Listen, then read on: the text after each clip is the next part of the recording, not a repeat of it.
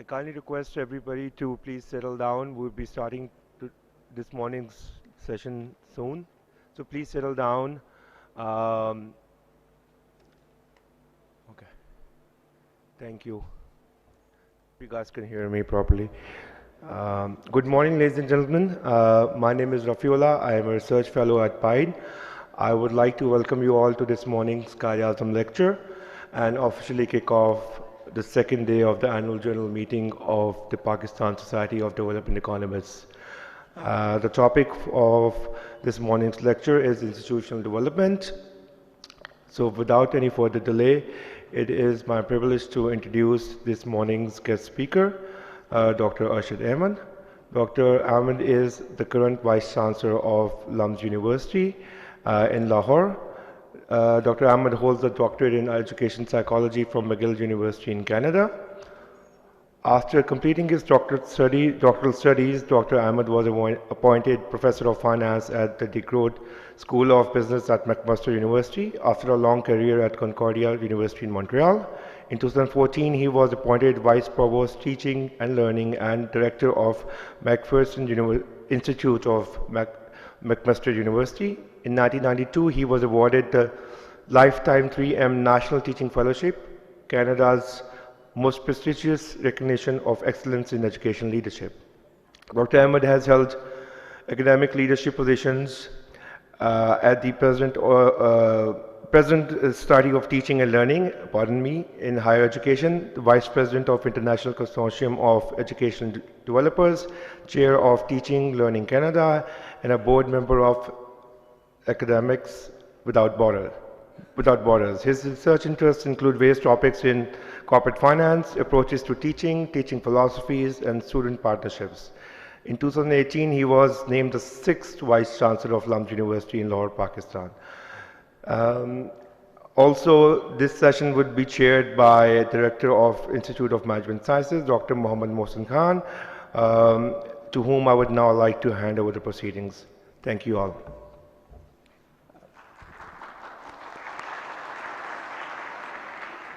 Bismillahirrahmanirrahim. Thank you very much. I hope you all have rested well last night, especially those of you who are from Islamabad and other cities. I hope your stay was comfortable and you're ready and fresh for a full day of deliberations. We are already a little bit late, so without going to other issues and just customary talk, I will request Richest Saab to please take the podium and start with his presentation. I hope you will enjoy it. Thank you.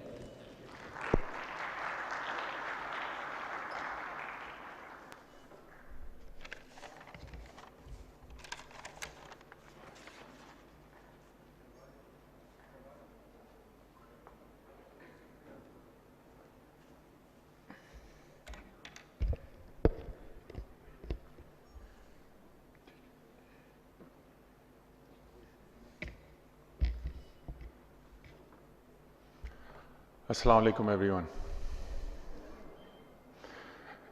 पहले तो मैं बहुत शुक्रिया अदा करता हूँ नदीम साहब को, who kindly invited me,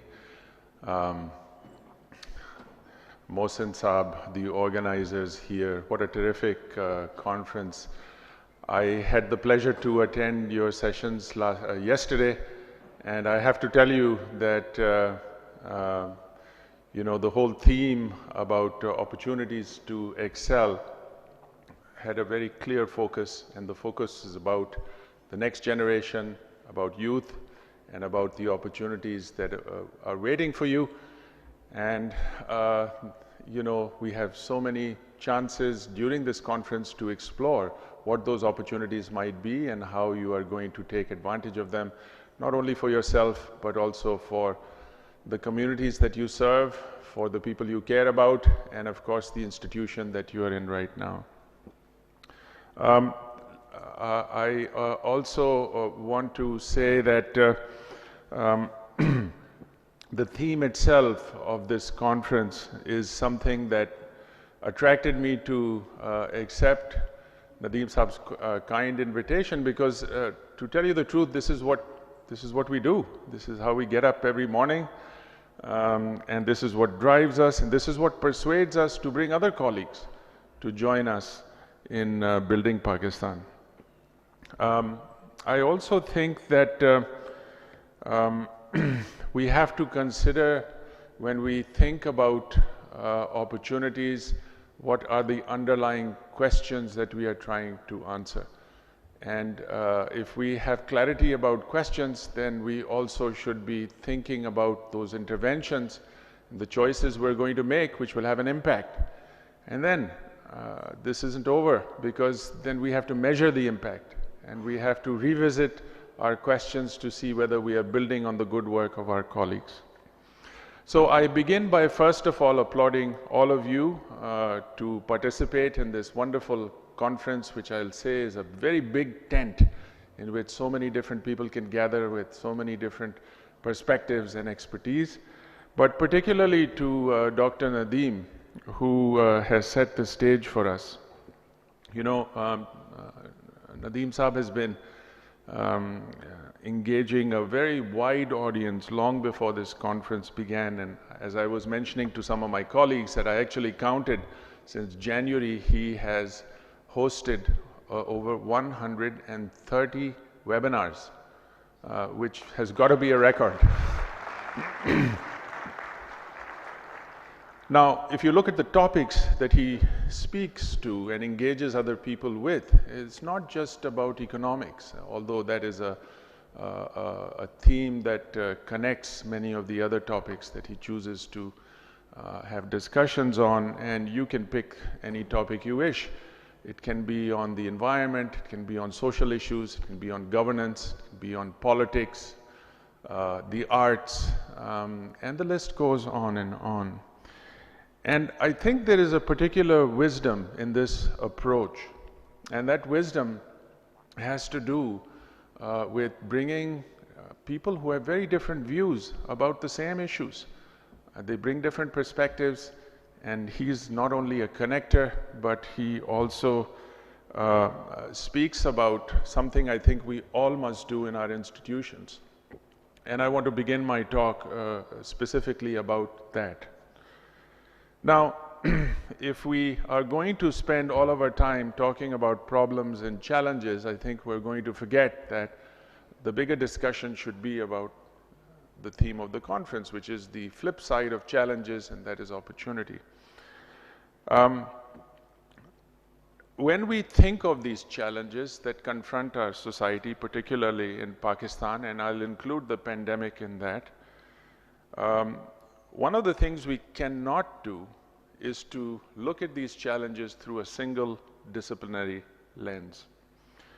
Now, if we start looking at, and I'm going to use a big word here, which I want to explore, if we look at the same challenges through a transdisciplinary lens, then you start seeing some of the underlying structures, some of the systems in which these disciplines rest. And then they reveal themselves. And I think one of the keys for any leader, and you can be a student leader, you can be a department head, you can be a program director, be a dean, doesn't matter. All of those structures have a certain system. And I think if we focus on those systems, we realize there is a need in academic institutions, which is a need that speaks to integrating the disciplines. So when you look back and see how institutions have behaved in their structures and systems to address challenges, you find they use rather traditional approaches. And they are fragmented, they are very discipline focused, and let's just admit, for starters, that these approaches have not worked as we intended them to work. Now, challenges. You know, we talk about wealth, we talk about social prosperity, usko flip kar dein, inequity, and in particular, the role of gender and females is particularly horrifying in Pakistan. And if we are not willing to admit that, we're not going to be able to see the opportunities either. So the gap that exists in these areas, you know, the interventions that we are seeing are really not making that much of a difference. And if we look at bigger issues now, issues that you have heard about yesterday, issues that have to do with climate change, that have to do with the eradication of disease, we need a new lens, and we need to be able to ask the right questions. So when I look at my own experience at LUMS, this is my 4th year at LUMS, it's very easy for all of us to realize that we need these transdisciplinary ways, or call them holistic approaches, which you know, provide a framework for a very high level of interaction. So let me show you some of the jargon that is used often, and we confuse it because it really is, if you think about it as a spectrum, you know, you can talk about multidisciplinary, interdisciplinary, and transdisciplinary. Now, when you look at multidisciplinary, this is typically what you know, Nadeem Saab does. He brings together people with different expertise, an economist, maybe with a humanist, maybe with a psychologist or an artist, and they have a discussion. And they bring their views, and people try and learn from those views. But if you go a step further to interdisciplinarity, what this means is, again, you bring multiple experts on the table, but this time they decide together कि सवाल कौन सा होगा. They have to agree on the question first. Once you agree on the question, then they can design the intervention. It could be a program, it could be a research project, be anything they imagine. And then if you want to go to a transdisciplinary level, you have to take it even a step further, which is you have to bring in different sectors from society to engage with you and get into their shoes, to understand where they're coming from. We saw an example of that yesterday. One of the opening speakers, of course, was, I think it was Aurangzeb Saab, who came from Habib Bank, president of Habib Bank. And we got a very good view from, you know, the banking sector. And he talked about the challenges his bank is facing and all the focus that he has on using technology as a lever to get more clients. But I think he talked about something else, which was to bring together diverse groups of people to solve those problems collectively. So obviously we have to think about approaches where we start thinking about collaboration seriously, and I'm going to give you some examples in my presentation about what those collaborations can look like, and I hope that your own IM university and other universities will find some commonality and inspiration to replicate or come up with their own versions of those projects. Okay, let's come back to the university and ask ourselves कि अगर ये आपको approach use करनी है तो किस तरह के structures आपको बदलने पड़ेंगे? What is the theory of change that will drive this transformation? And one thing that you see universities doing, including ours, is instead of burning everything to the ground and starting from scratch, which is not practical, centers of excellence are being established. Now at LUMS we have 19 centers. At least when I came, there were 19 centers. और वो छुपे हुए थे, आधे तो किसी को पता ही नहीं है, हैं किधर, क्या कर रहे हैं, कौन लोग हैं, किस तरह के सवाल पूछ रहे हैं, किस तरह की research हो रही है. So as an institution, we said we have to make choices. Like in everything, you have to pick the ones that have the most potential, and the constraint is that you want these centers to pool their energies to solve Pakistan's problems. So that was the way we were thinking about selecting centers, and we selected 6 or 7 of them. And we selected them because they had a national scope. And we wanted not only to use this particular lens to solve these problems, but also set the conditions for transdisciplinarity. So there are at least 3 conditions. If you are going to think about a center and you want the center to become one that has a meaningful impact, not just for the university and the, the immediate stakeholders it has, but also society at large, not just in Pakistan, but our region, and why not think globally about these centers as well. So what are those three particular criteria in thinking about centers? First of all, I would say that centers must be led by faculty. ये कभी हमें भूलना नहीं चाहिए कि the biggest asset a university has is its faculty. And if you don't nurture the faculty, if you don't give them a chance for leadership, and those faculty are the ones who should be making cross appointments in those centers from these different areas of expertise. Second of all, now people, when they are given this kind of opportunity to lead a center, and the ones I should mention at LUMS include a center for water, center for energy, a center for technology, center for entrepreneurship, center for gender, and there is a center for life sciences, and I'll talk more about that in a moment. So secondly, when these people are leading these centers and you have these cross appointments, then you have to think about their careers.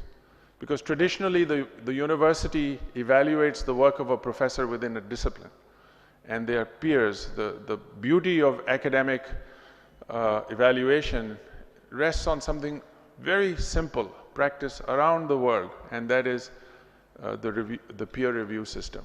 So your peers review your work and your peers decide. Usually there are controls set up, so there are no biases in this process, where they are going to evaluate your work. Now, if you have only economists looking at economists, then you're not going to have this transdisciplinarity. So you have to have a career progression framework with policies that allow you to have committees, whether they are at the department level or school level or the university level, that bring in multiple expertise to evaluate this kind of work.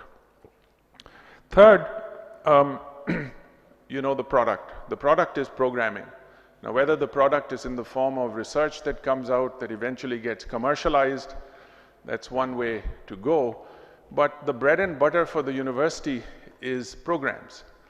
And we cannot just leave programming in the hands of the disciplines. We have to also encourage our centers to come up with programming. So why can't we have an environmental science program, say from the Energy Institute that we have, or a data science program from the Water Institute, and so on and so forth.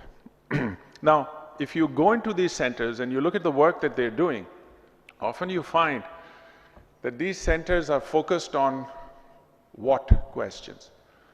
What is the question that we are going to answer? What are the choices that we are going to make? So, is tarah, the what questions reveal the kind of work they do. And yesterday you heard from the president of Habib Bank saying, really what's important is not the what questions, but the how questions. And yes, he's right. We have to think about how, because if you are not able to implement your programs and your interventions, then it's all talk.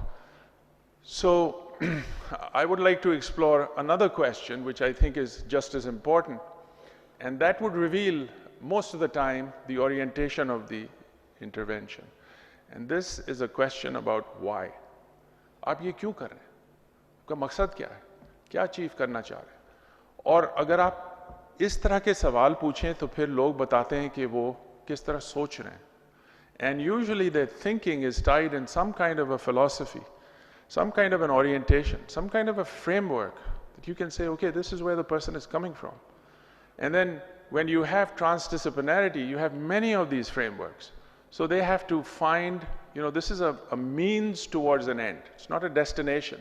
So you're all sort of trying to figure out कि philosophy क्या है इसके पीछे, because they will then basically reveal the interventions.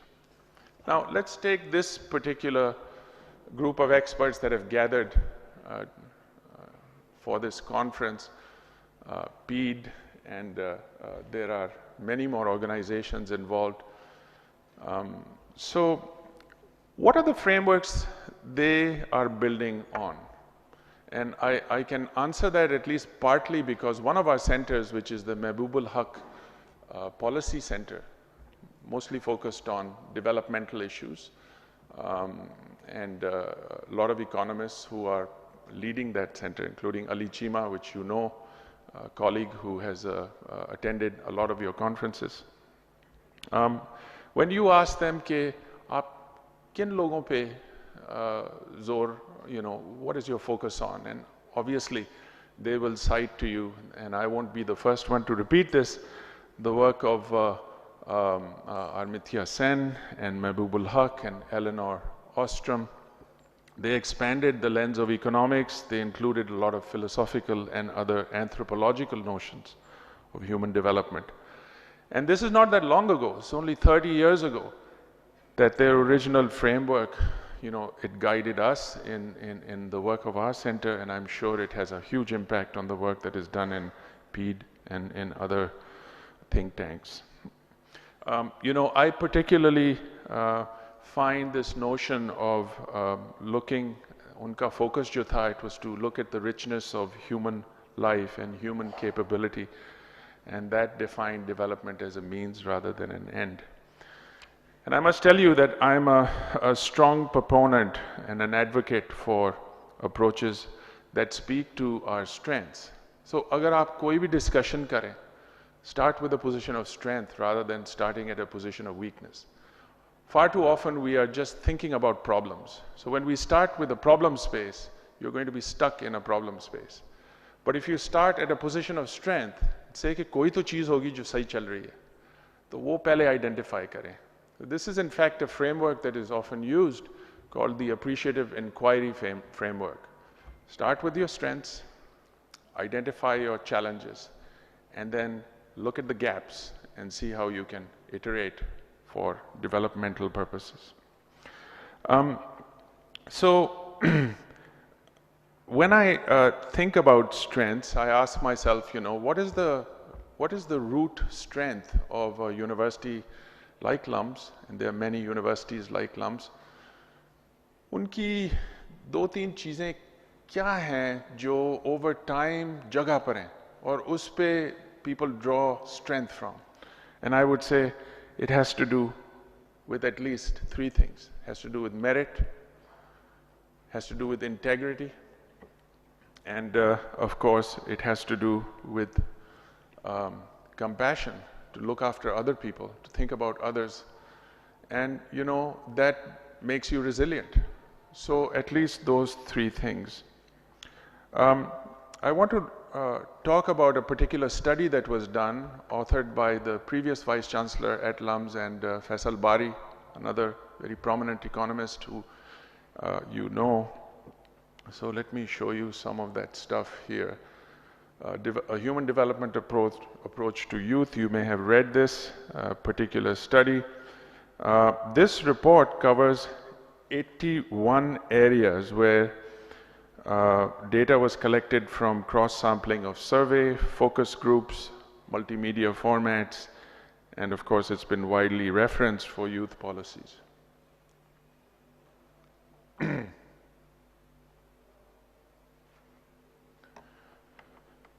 Now, it's an extensive report and it's worth reading or rereading as I did. And I found it fascinating in terms of identifying not only challenges but also strengths. Take a look at this slide here.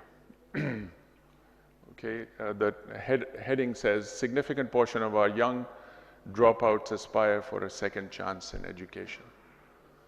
Now you can focus on the first part of this and say, yes, we've got a big problem about dropouts. And I'm sure Mehboob Saab is going to talk about that a little bit in terms of, he's on the front lines of working with people and young people who are not having access to education. I don't know the exact number, but it's got to be more than 20 million young people who simply drop out or don't have access and they're out of school.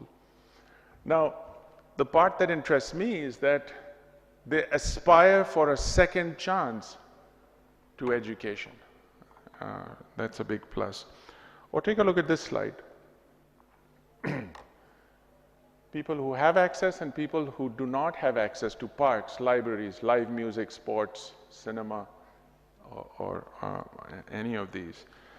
And you can see the results. Most of our youth do not have access to libraries, to sports facilities, to the arts, etc. So that might convince you to say, well, you know, Pakistani youth are hopelessly behind. Unko chhod dein. Koi wo hi nahi hai, hope hi nahi hai. But अगर आप उनसे बात करें, उनको chance दें और समझाने की कि क्यों ये इस you know, what else are they saying, you get a different sort of a picture. Now, of course, you can criticize this study and say this is all self-reported data. Self-reported data always tends to exaggerate, and so you have to discount that data. But even if you discount this data, you know, you will be struck by what the youth are saying. If they were represented as 100 people, which this graph shows you. So if all of the youth were 100 people, then you get some very interesting things that come out of the conversations that this study documented. For example, that most of them feel their life is much better than their parents. A lot of them feel happy. This might be a surprise to some of you, but this is what the study reveals. A lot of them, majority of them feel safe or safer than their parents. And, you know, a lot of them say they voted in elections. So if you work with this data, you don't see the same kind of stereotyping you do about our youth. In fact, yesterday, as you heard repeatedly, you know, some important questions were being asked in a slightly provocative, but I would say loving manner. And Nadeem Saab did this very well. You know, he asked some important questions like, "Aap log kitabein padhte hain? How many of you read? How many of you actually work?" When he gave examples of other youth in other countries who do read and who do work. So this is not to blame you, I think. This is not to shame you. This is to get you to think about things that matter. And I would say that if there are 3 lessons I learned from yesterday, and I hope you reflected on yesterday, it was just a wonderful way to start a conference where just everything was so open-ended. Such a good energy in this room. Often I tell you, I've been to many conferences in my life around the world, but this is a conference where you feel the energy, and the energy is thanks to all of you. देखें, मैं अगर आपको 2-3 चीज़ें बोल दूं, and this is unsolicited, I know, but I have the podium, so I can say this. पहली बात, to my colleagues who are faculty or administrators, let's not blame students. You know, the blame game doesn't help anybody. आप में ये खराबी है, आप छोटे हैं, आप लंबे हैं, आप चौड़े हैं. Forget about that. उससे कुछ ना, that's not going to change. In fact, that's going to make people feel worse. कि आप ये नहीं कर सकते हैं, ये भी नहीं कर सकते हैं, आप you know lazy हैं, आप कुछ नहीं करते हैं. ये तो बिल्कुल गलत बात है. अच्छा, आप स्टूडेंट से बात करें, वो कहते हैं ये टीचर्स जो हमारे हैं बेकार हैं, बिल्कुल बोर कर देते हैं, सुला देते हैं, you know एनर्जी नहीं है, लगता है कि वो 20 साल पहले जो बोल रहे थे वही अभी भी बोल रहे हैं. तो ये ब्लेम गेम को छोड़ देते हैं जी. ब्लेम से कुछ ना आगे जाता है इंसान, बल्कि पीछे ही जाता है. The second thing I learned about yesterday is that we have to, if you want a true partnership between students, you have to think about respect, and you have to think about reciprocity. Partnerships are based on reciprocity. आप अगर student को 1 ounce respect दें, वो आपको 10 kilo वापस देंगे. Respect. अगर आप उनको इज्जत दें वो आपको इज्जत देंगे, अगर आप उनका ख्याल करें वो आपका ख्याल करेंगे, आपको सिर्फ इतना करना है, वो आपको इतना वापस देंगे। तो ये तो मोटी बातें हैं जो हम we take for granted, but we don't act on it. And this is what really makes and builds institutions. It's respect, it's not blaming others, it's having a regard that all of us have been born with gifts. हम सबको तोहफे मिले गए। आप खुद सोचें, बचपने में, how many people here have kids? बच्चे, children. Okay, so you know what I'm talking about. If you have a child, you will learn that when the child comes to being, they are constantly asking questions. You can't stop a kid from asking questions. अब एक बहुत मजे की study हुई थी, I'll give you the exact citation some other time, मैं भूल रहा हूँ, लेकिन बहुत मजे की स्टडी ये हुई थी कि kindergarten students को उन्होंने they gave them paper clips and they said, now imagine what can you do with these paper clips. तो उन्होंने बहुत सारी चीजें reassemble करके ये बना सकते हैं, they imagined this, they imagined that. So they had this kind of an index for creativity, and they found that over 90% of those kids in kindergarten would be considered as highly intelligent human beings driven by curiosity. Now they did this longitudinal study with the same students when they were in grade 6, when they were metric or they were about to graduate, and guess what they found? What do you think happened to that creativity index? Did it go up or did it go down? It went horribly down. So there's something in our schooling systems that's killing creativity amongst our youth. And by the time they come to university, तोबा तोबा, कोई सवाल नहीं पूछता है, बल्कि हमको तो यहाँ पर जादू करना पड़ता है कि हम acrobatics करें स्टेज पे या इस तरह की चीजें engage करें. Active learning is the buzzword these days. क्यों वो बस सो रहे हैं? नहीं वो they are too busy looking at their phones. Well, the reason they're looking at their phones is probably because you are boring. Sorry. It's probably because they are not finding your material interesting. तो उनको blame नहीं करें, आप खुद सोचें आप क्या कर रहे हैं, क्या सिखा रहे हैं, क्या समझा रहे हैं, आपका जो तजर्बा है सालों का, make it interesting and relevant for them. In fact, work on their issues, work on their problems. Many of our students come from very difficult and disadvantaged families. I'll talk more about that in a particular intervention we did at LUMS. But this is true across the country. You don't have to go to a particular area in a village in northern Pakistan or to the deserts in Sindh to find these villages. They are everywhere. People living in 7, 8, members in the family earning 250,000 rupees a month. 6, 7, 8 लोग हैं, एक कमरा है, 2 कमरे हैं, वहाँ पर काम करते हैं, वहाँ पर खाते हैं, वहाँ पर सोते हैं, वहाँ पर हर चीज़ होती है. इधर से आ रहे हैं हमारे बच्चे, तो उनका भी सोचना है. अच्छा, I'm going off track. Now, the study talks about teachers as well. The flip side, of course, of our youth are our teachers.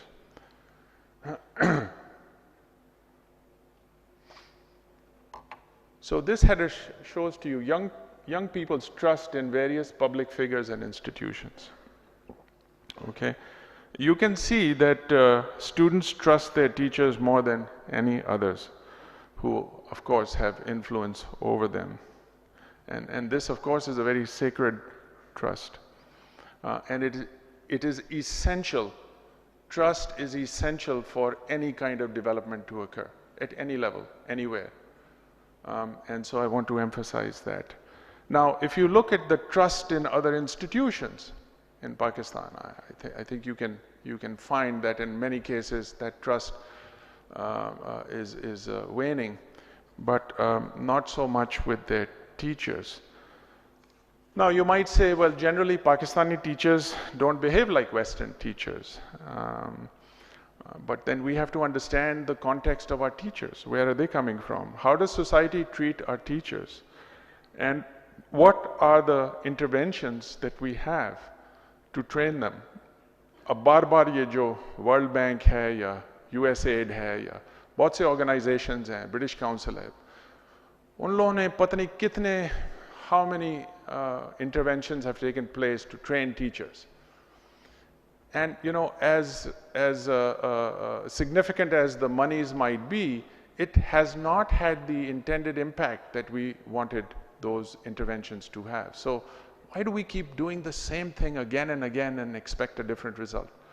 Why isn't that money given to teachers here, not to the teachers they bring with themselves who don't understand Pakistan, so that we can do the interventions, so that we can build our own capacity, and we have trained the trainers programs that build that indigenous capacity and not rely on foreign expertise. So those are some questions I raise.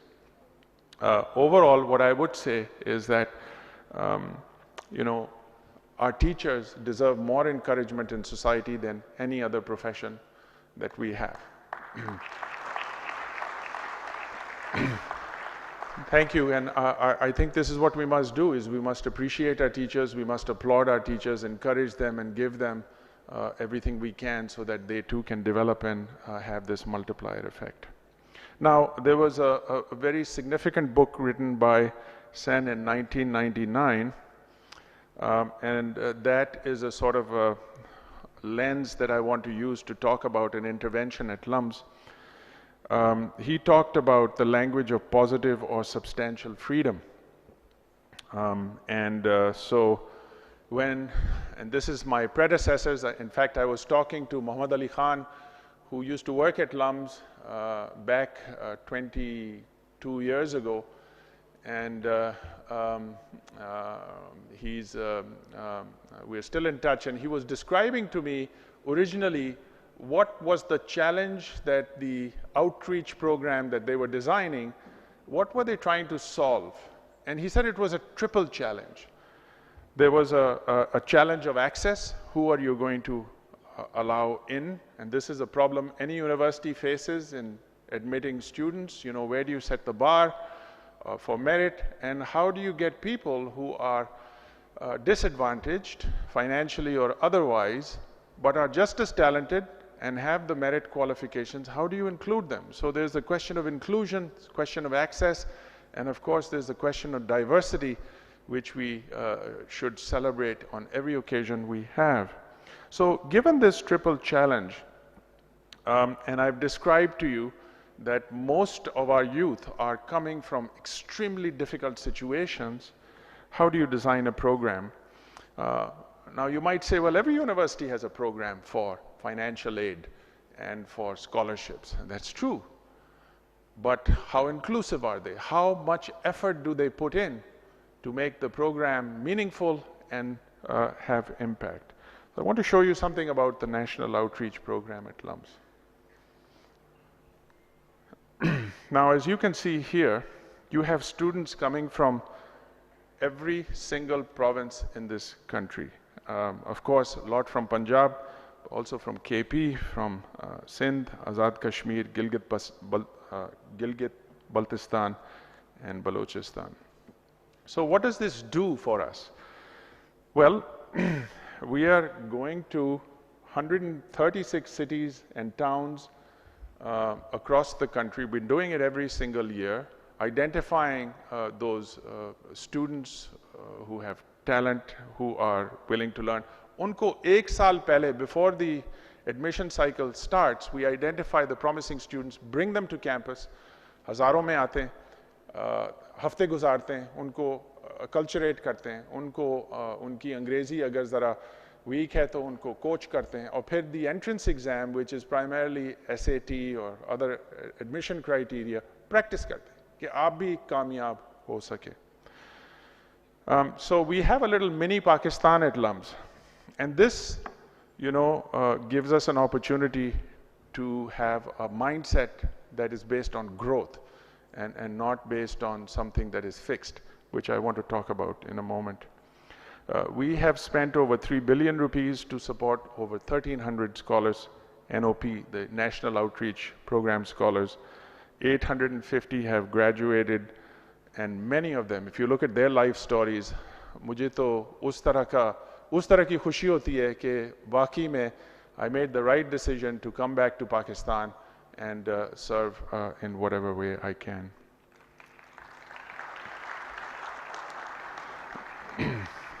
Now, we take 1 out of 10 incoming students into this program, right? So a tenth of our students are from there. But notice also, 1 out of 3 students at LUMS is on some significant financial support. You know, this costs us about ₹1 billion a year. And people say, oh, LUMS is a very exclusive place, it's an elite place, it doesn't think about those other people, and that's simply not true. So I wanted to make this very clear to everyone that most of our students who are coming from across the country are coming from places where it's not their fault. They were born into the systems and places they were. And we do our best. And when I say we, I mean it's not only through philanthropy and through donations, but also through working with industry to support these students, and many companies do. So I thank them also. You know, इनको अगर आप freedom दें to do as they please in the 4 or 5 years they are with us, you find remarkable things. You find differences between the affluent students and the NOP and students who are coming from these difficult areas. One of the differences I have found, if I look at the alumni, we have some 16,000 alumni. A lot of the affluent students, unka ticket ye hai, aaye, degree lein, get a job in a multinational, maybe go to the UAE, maybe go to the US, maybe go somewhere else, get a job, do as well as you can, and maybe come back to Pakistan. Probably not. But if you look at these youth who are coming from these towns and villages, and so ye jo maine ilake bataye hain aapko, they are going back to their communities. They are opening up social enterprises. They are giving back to the gift that they received, and that is the true value of education that I think we have to promote. So one lesson learned. You know, ये नहीं है कि ये सिर्फ lumps कर सकता है, ये हर एक यूनिवर्सिटी कर सकती है. मेरी ख्वाहिश तो ये है कि आप सब मिलके इस तरह के प्रोग्राम्स बनाएं. इसका मल्टीप्लायर इस तरह का होगा. 250 यूनिवर्सिटीज़ हैं यहाँ पर. अब उनमें से एक कह रहे हैं 1 कर रही है, 2 कर रही है, 3 कर रही है. That's not enough. We need most of our universities thinking and supporting our youth in this way. And imagine the impact that would have and the opportunities that would open up for our youth.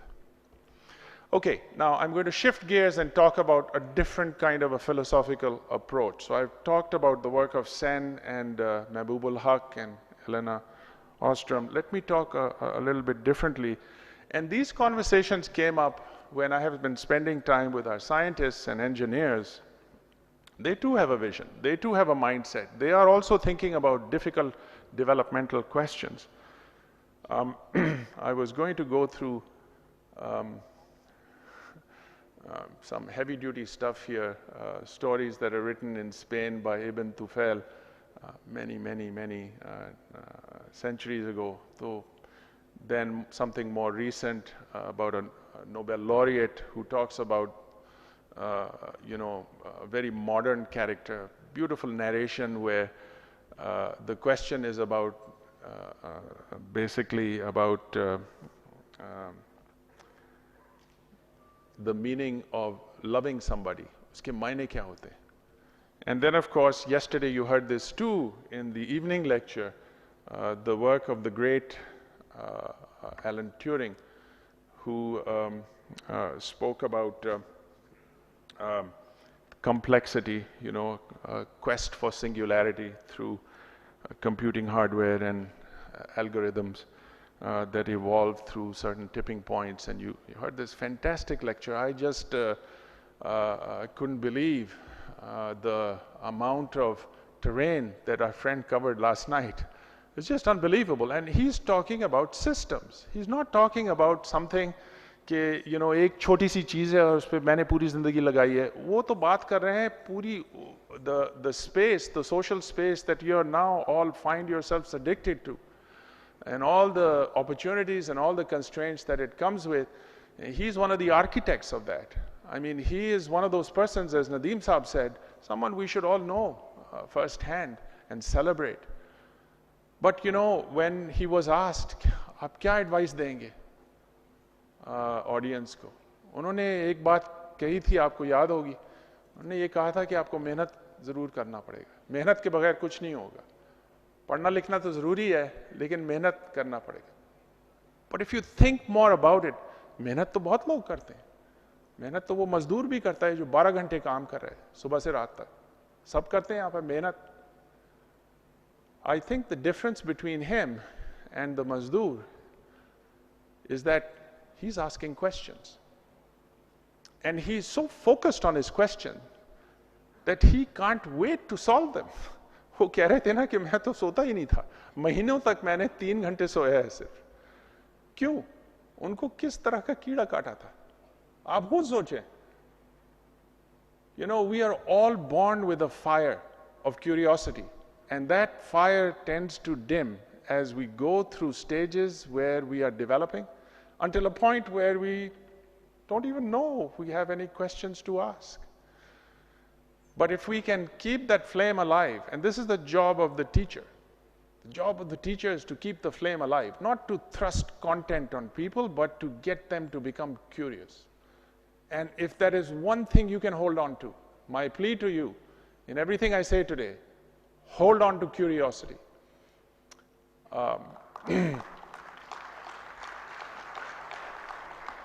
आपने नाम शायद सुना होगा सैयद बाबर अली साहब. He's 95, 96 years old. He calls me every day. इसमें आपने क्यों नहीं किया? इसका सवाल मुझे बताएं, इसके पीछे क्या है? And the man is just infinitely curious. To this day, that's all he does. He asks questions. And he asks good questions. Questions which, don't put you down, but lift you up. जब मैं higher हुआ था, मैं आपको एक personal बात बताऊं. बहुत सारे लोग बैठे थे. उन्होंने कहा कि ये देखें हमारा एजेंडा है लम्स में, ये चीज़ें करनी है, आपको ग्रेजुएट प्रोग्राम ये करना है, आपको ये यहाँ पर करना है, आपको इतने पैसे रेज करने हैं. मैं तो सोचा ये किधर आ गया हूँ मैं. Everybody wants me to do something almost impossible. And the Vice Chancellor's job is one where it's too much power given to one person.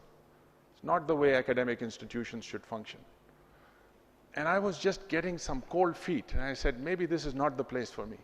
Until Babar Saab spoke. And his question was, can you please tell us, how can I help you to succeed? That's a pretty good question. Okay, I better move fast because time is running out. And so I'll skip through some of these slides here. This is the kind of work that is being done at LUMS and visions these scientists have. I'm going to skip to this.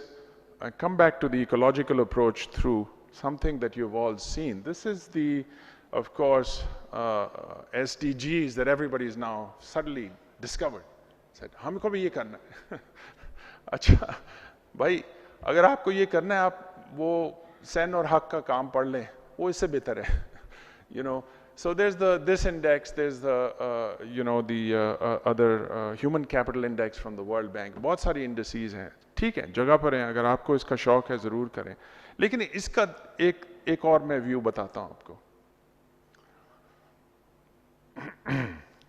This is a meta-narrative that comes from Secreta Secretorium. This is the Latin version, also known as the Sir al-Asr, the secret book of secrets, which alludes to the translation of a letter from Aristotle to his student Alexander the Great. The translation addresses a range of topics, including ethics, politics, astrology, alchemy, medicine, and so on. So you can actually trace modern scholarship from 10th century work composed in Arabic And as we can see, there is a broader developmental vision here captured in the metaphor of a garden where human beings are only one of the actors in the preservation and sustainability of that garden we call Mother Earth. So this is a very different perspective. It's a perspective about, what is our role in using synthetic biology or genetics or all of the fusion that you see now between chemistry and biology and the sciences, where they are trying to look at the limits. And some of these were mentioned yesterday about human development and our role as human beings on this planet. Now, I want to very quickly describe another intervention which I think you'll find very useful if you're considering it. And this is like the flipped version of the National Outreach Program I was talking about. So 2 weeks ago, this is the view I had from the plane going from Lahore to Skardu. अब आपको इसमें दिखेगा एक पहाड़, which is the second highest one in the world. You see that on the top with the puff of smoke, that is K2. तो pilot साहब ने हमें कहा कि देखें, we can see K2. Look outside the window. बहुत खुश हो गया था. फिर उसने ये भी बोला कि ये भी notice करें वो K2 पे ज़्यादा snow नहीं रही है. Snow is, we've noticed over time that these ranges are having less and less snow cover. So अगर आप जाके इस पे गौर से देखें कि हो रहा क्या है गिलगित बल्तिस्तान में, आप देखेंगे कि there are some ecological disasters waiting to happen. In fact, documented in Gilgit alone, 27 geological disasters occurred because of climate change. Entire villages were wiped out. Ice glaciers are melting. You can see that. There's no forest to stop that erosion. And so there's some serious concerns that local people have. So I was approached by the VC of Baltistan just serendipitously. मैं उनको कोई appointment नहीं था, वो एकदम से अचानक घर पे पहुंच गए, कहने लगे कि आपके साथ मुझे collaboration करना है. अब हमने ये सोचा कि हमारे जो बच्चे हैं जो एक बबल में रह रहे हैं फिलहाल, लम्स का बबल है, उनको निकालें, उनको स्कर्दू ले जाएं. तो हमने 150 लोगों को, 150 students are going to twin with 150 students in University of Baltistan, and these students who come from affluent homes will be living in their homes to understand what kind of hardships they face. ये भी अपने भाई बहन हैं, ये किस तरह जिंदगी गुजारते हैं? What kind of learning would that produce? इसी तरह हमारे teachers will teach with their teachers. तो उनके 12 teachers अभी आ रहे हैं अगले हफ्ते लम्स में. तो उनको एक हफ्ते के लिए we have these pedagogical interventions to design courses. So there will be 5 courses taught on green energy, on hospitality, which is a big issue for them, entrepreneurship, and also hydrology. So these are some of the areas that we are exploring for them. You know, the question for Skardu, for example, is, are we going to become another Murray, or are we going to become a better Switzerland? अब ये आप पर है. You know, the interventions, you can just have economic progress, you can have hotels, you can have tourists, but we have to learn lessons from other countries that did that. तो उसके अंदर नुकसान भी होता है, बल्कि ज़्यादा नुकसान होता है, कम फ़ायदा होता है अगर आप अब ख्याल नहीं करें about these big questions that we have to answer through our institutes, through our schools, through the role that academia must play. So I've run out of time, but I would have told you, and you can invite me again, Nadeem sir, I'd be happy to come back to a group like this anytime. मैं आपको कहानियाँ बता सकता हूँ कि वहाँ पर हमने क्या क्या किया, कि बड़े अच्छे लोग हैं. मेरी तो आंखें खुल गईं उधर जाके. जिस तरह सबकी आंखें खुलनी चाहिए कि अपना मुल्क को पहले समझ लें, फिर जाके दूसरे लोगों को ठीक करेंगे.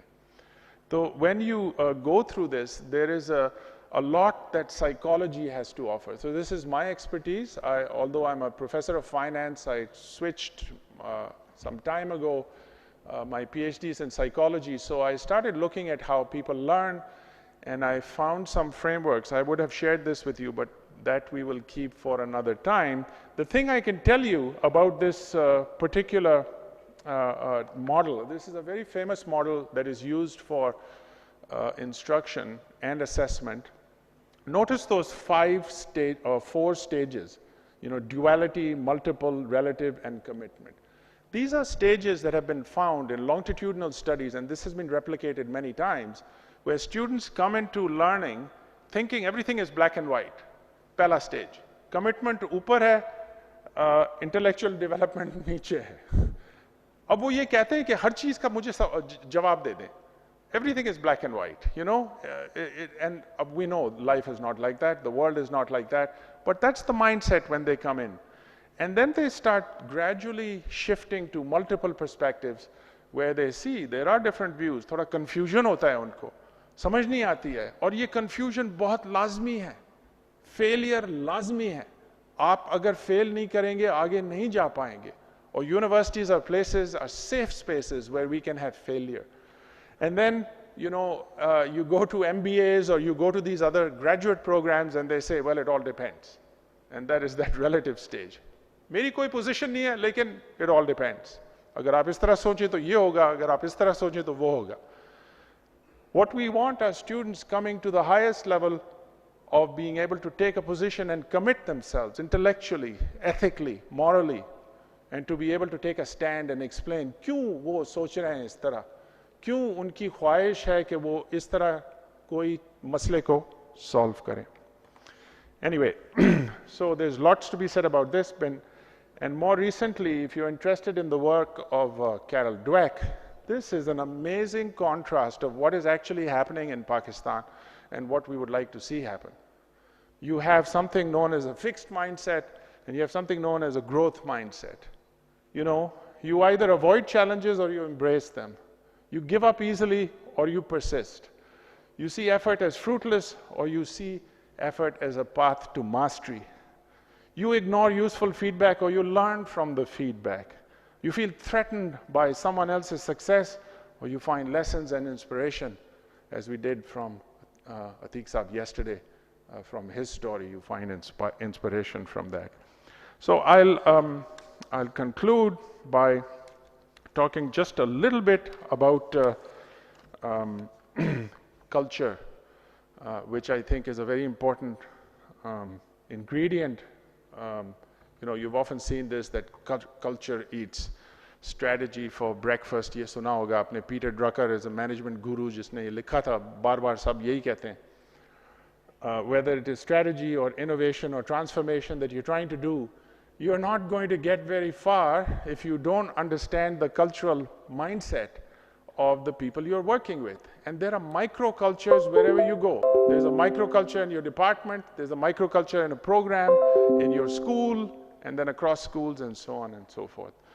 So understanding those cultures and shifting them means that you have to think about hiring people who have a growth mindset. You need leaders who are willing to share responsibility. You need leaders who are willing to give up power. And you need transparency in your budgeting system, especially where resources are scarce, where we have hard constraints. We need people to be able to say, look, we will make some mistakes, but ikatha milke karenge. And that, I would say, is how I will conclude my talk, by not only thanking everybody here, but ask you to think about your own theory of change. Aap kya karenge? Whether you're a student or whether you're a faculty member or a staff member, it doesn't matter. Whether you're a vice chancellor or whether you're a guard who's waiting outside to let people in to the doors of your campus. What is your theory of change? What are you going to do to make a difference? And how can we support each other in this collaboration, in this grand collaboration, to make Pakistan a better nation and to serve our country? Thank you very much.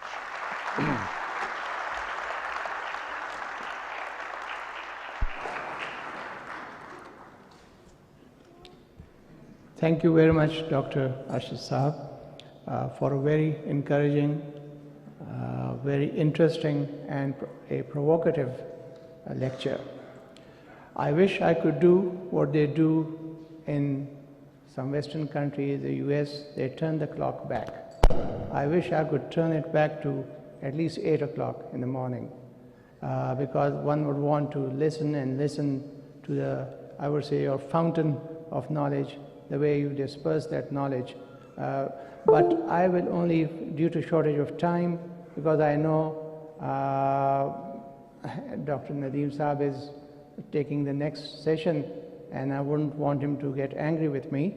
I'll just say two things here from this. What my takeaway would be that one, leave the blame game and develop a partnership with the students. Very, very important. It should be on the basis of reciprocity, and that's what we try to do here and in many institutions. The center's idea, we follow that strictly also. It helps the students, it helps the society. In a way, we follow that triple helix model here. So these are some of the ideas, and the most important. Sir, Nadeem Saab said I'm not that angry. Okay, Nadeem Saab is cooperating with us as usual, so he's not very angry, and I'm happy to hear that. So I'll just take 30 seconds more, and then we'll ask two questions. I'll give you time for two questions, I think. One from ladies' side, one from the gents' side. Just like Dr. Saab has said, there's a diversity in lecture, gender is very important, so we'll maintain that balance. And the other important takeaway is to look after our good friends, the who, the why, and the what. If we focus on those, I think we will have learned a lot.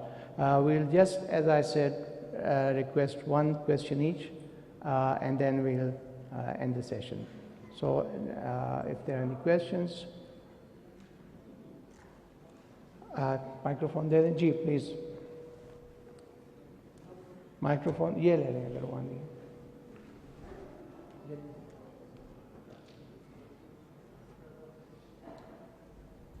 And the next question, I would request one of the ladies if they have a question. Assalamu alaikum. My name is Mohammad Shahid Waid, and I'm a researcher at IBA Karachi and PhD fellow at Applied Economic Research Center. Sir बड़ी बेहतरीन बात है आपसे सुनने को मिली।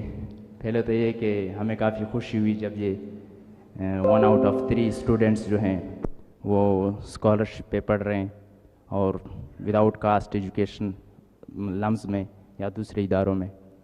तो दूसरा मैंने ये कहना कि हम रिसर्च स्टूडेंट जो हैं, मैं ERC का रिसर्च स्टूडेंट हूँ, पायट के भी रिसर्च स्टूडेंट है। ये सेमिनार रिसर्च बेस्ड कॉन्फ्रेंस है और अपॉर्चुनिटी टू एक्सेल से रिलेटेड मेरा क्वेश्चन है कि हम जब रिसर्च करते हैं हम प्रपोजल बनाना सीख लेते हैं, हम थीसिस करना सीख लेते हैं और हमारी इदारी इंस्टीट्यूशंस जो है वो रिसर्च ग्रांट्स जो हैं इंस्टीट्यूशन से और उसको प्रपोजल बेचते हैं और वहाँ से ग्रांट हासिल करते हैं।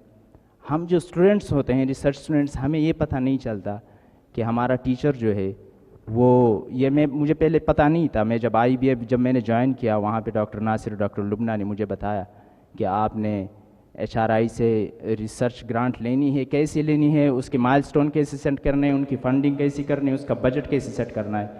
तो हमारे रिसर्च स्टूडेंट्स को ये चीज़ें क्यों नहीं बताई जा रही? हमारे PhD स्टूडेंट्स को अभी तक ये नहीं पता कि मैं वर्ल्ड बैंक से किसी प्रोजेक्ट को हम काफ़ी दुख होता है हमें, हम जब बाहर के किसी बंदे के लिए 5,000 10,000 पे प्रपोजल सेट करके उसको बेच देते हैं, वो उसी प्रपोजल को यूज़ करके बजट हासिल कर लेते हैं और फंड हासिल कर लेते हैं, लेकिन हमें नहीं पता। आपके जैसे लम्स में 19 रिसर्च सेंटर्स हैं, तो रिसर्च सेंटर्स जो हैं वो इस चीज़ को फोकस क्यों नहीं करते? और ठीक है, थैंक यू वेरी मच। आपको जी one question from the ladies side, ladies side से एक क्वेश्चन हो। Shabana Gul, we won't allow you to take a question. अच्छा अच्छा, उठाएं, किसी को डराएं। जी वहाँ पे। Assalamu alaikum, sir. I am Bakmina Zia, PhD scholar from IM Sciences. I am doing my PhD in environmental economics. I am working on a climate change side. Sir, what my question here is regarding your education and your excellence. What you would say, like you were saying that our education system and our trainers are not like the foreigners. There is a huge gap. So I would like you to narrate that gap for us and how we can bridge that gap, because you are bringing people from very far-flung areas and training them very well. MashaAllah, it's a very good effort. But are these trained well enough to come and serve in your institute also? Is the standard high enough? Or are just they trained to go and outside and in the markets, in the multinationals, play their role? So what's the standard and what's the difference in the standard and how we can bridge the standard? Because I was working for my survey in the PhD and I faced great difficulties to gather some response of the foreign experts, of the global experts, and we always have to play that sympathy card and get their response, otherwise they won't respond to us.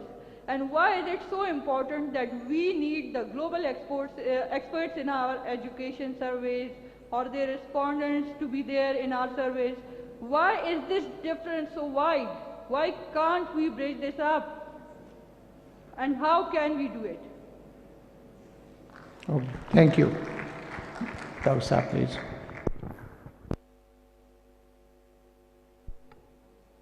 Okay. Thank you for both questions.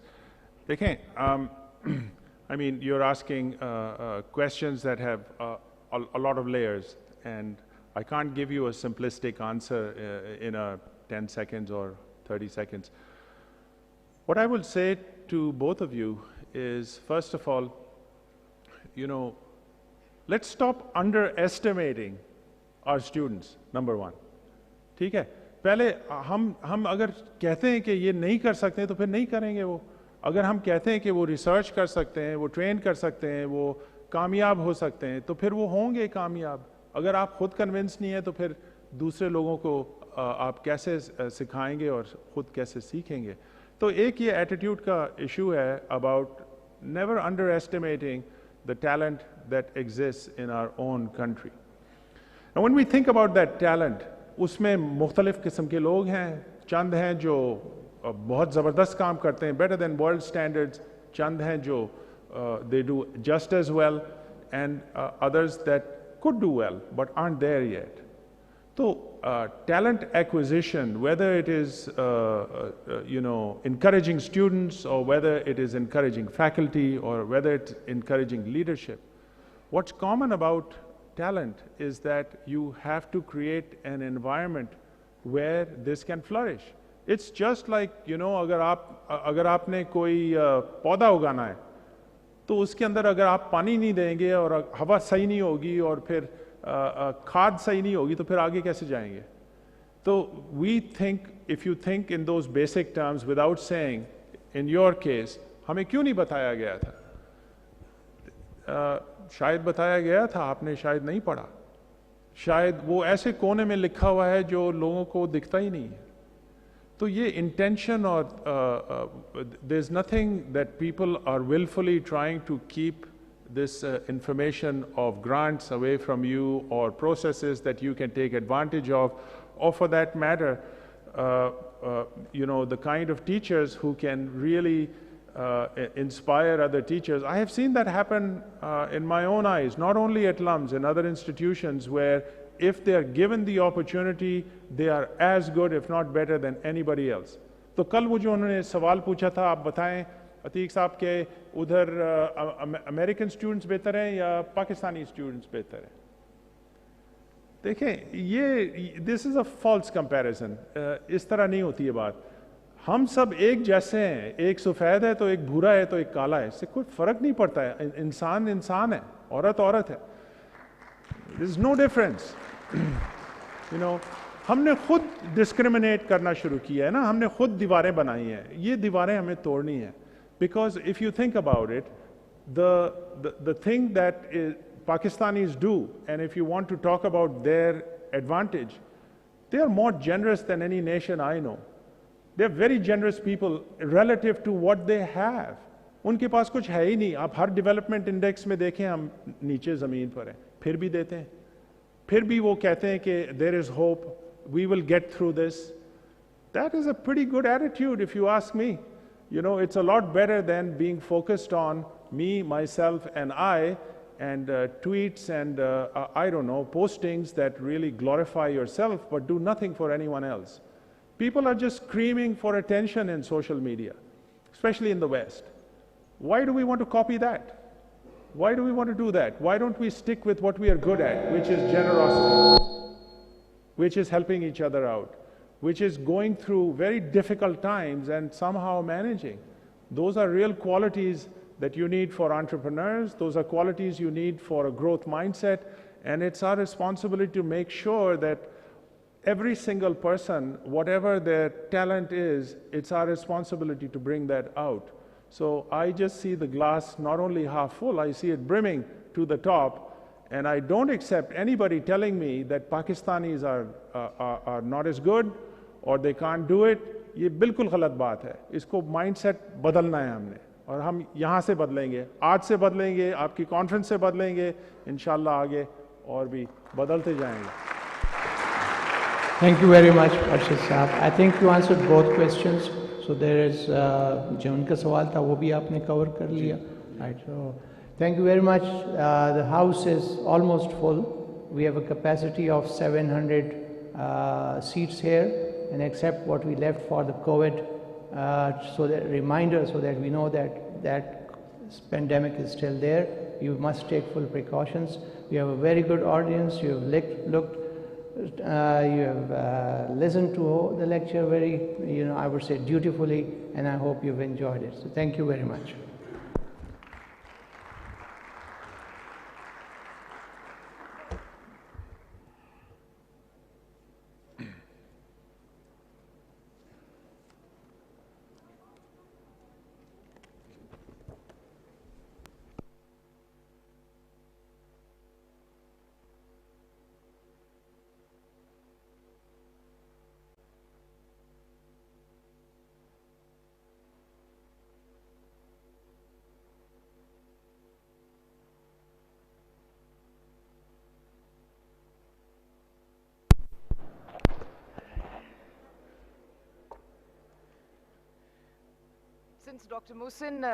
Since Dr. Mohsin asked, so we do have a tea break, but after this session, not now. We are going for a very, very interesting session. The moment I see the term knowledge management or knowledge platforms, so that's pretty interesting. Before I call on the speaker and the chair, a little information that I would want to share with you about knowledge management. बहुत सारे सवाल जो कल से आ रहे हैं और जो हमारे IBA की representative हैं, मौलाना साहब,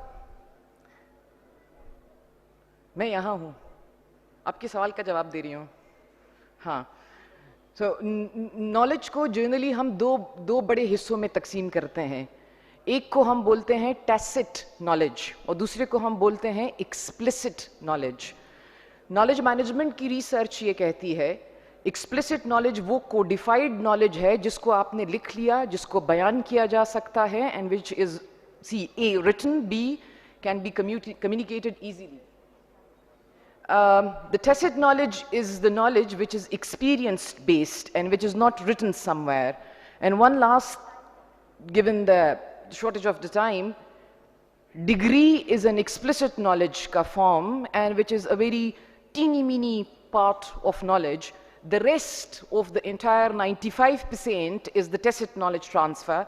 So my grandfather is definitely more knowledgeable than Dr. Saab, any Dr. Saab here, because he has tacit knowledge. Since the time is short, I will first invite the chair. Dr. Parvez Tahir is going to be the chair of our next session. Dr. Saab is a former chief economist. He was affiliated with the Planning Commission. He's also the member of the Council of Social Sciences. एक बात जो मैंने उनकी बारे में जानी थी, and it will be an honor to see him here, is that I have read the book Making Sense of Joan Robinson on China, and he's the author of that book. 2019 की वो किताब है. So everyone, a round of applause for our chair of the session, Dr. Parvez Tahir.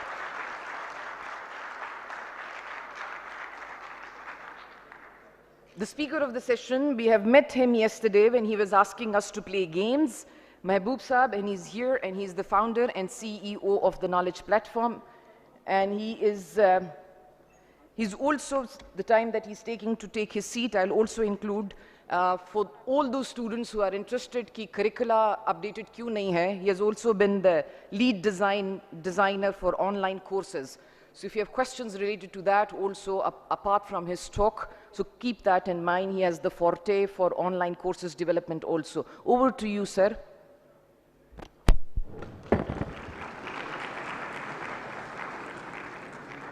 Thank you very much. I think Nadeemul Haq just spotted me and said, go there, as he does all the time. So Syed Ahmed Khan, we all know, was the founding father of the modernist tradition that we have, and well before the modernization paradigm that we teach in development studies classes. So appropriately, we have the knowledge talk, and we probably have the best person on the subject here. We don't have time, and we don't want to follow the tradition of overstepping, so please start, and I will stop. Chairman Saab, thank you very much. Dr. Nadeemul Haq, thank you very much. Pied, IM Sciences, thank you for inviting me. We've been sitting for 1 hour, so I'd like everybody, I don't believe in sitting for 1 hour, longer than 1 hour, so can everybody stand up and let's just do a little bit of exercise. Chairman Saab, can I ask you to join us also? So what I want you to do is stand on your toes. I want you to stand on your toes. You can, Chairman Saab, you can do it. Come on, we'll do it together. Very good. Stand on your toes and then raise your arm. High, high, high. And twist your body to the left. 1, 2, 3, 4. Right.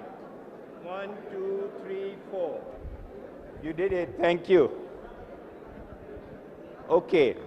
Now, I want to start by asking you 2 questions about whether you feel positive about something or negative about it.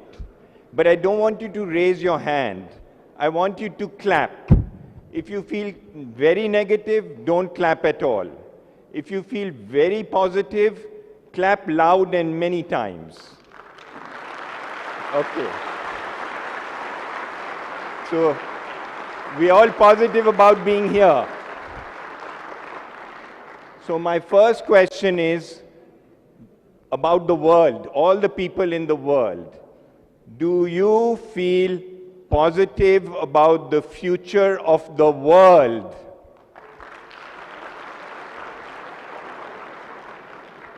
Very good. That's quite a good response. Now I want to think about yourself. Do you feel positive about your own future?